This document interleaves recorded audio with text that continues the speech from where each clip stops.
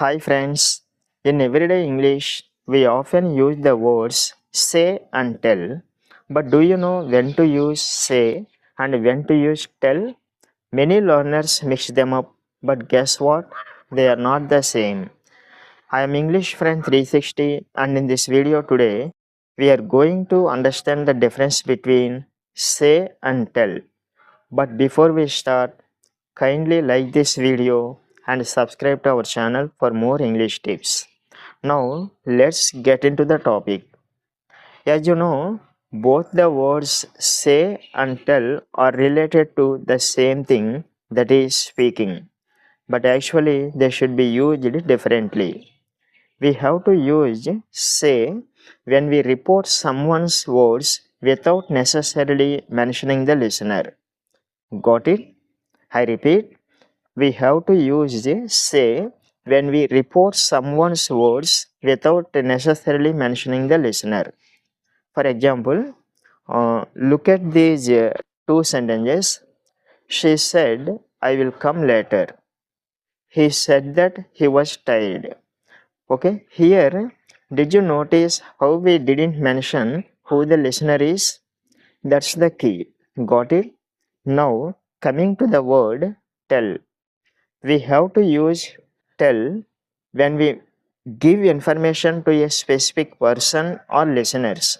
Here we must mention the listener. Got it? For example, look at these two sentences. She told me she would call later. He told his boss he was tired. Got it? Tell needs an audience. Okay. So we should never say he said me to come early. Instead, we have to say, he told me to come early. Okay? In the same way, we should never say, she told I am busy. But we have to say, she said I am busy. Got it?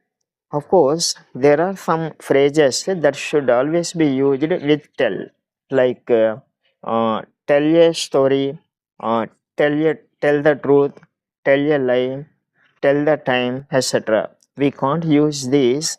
We can't use these with the say. Okay. So now let's test your understanding. Here I will give you some sentences.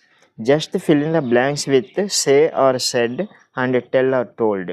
Okay. So number one, can you dash me your name?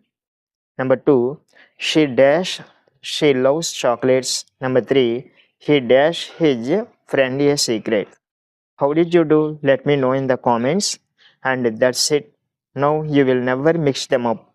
Friends, this is all about this video.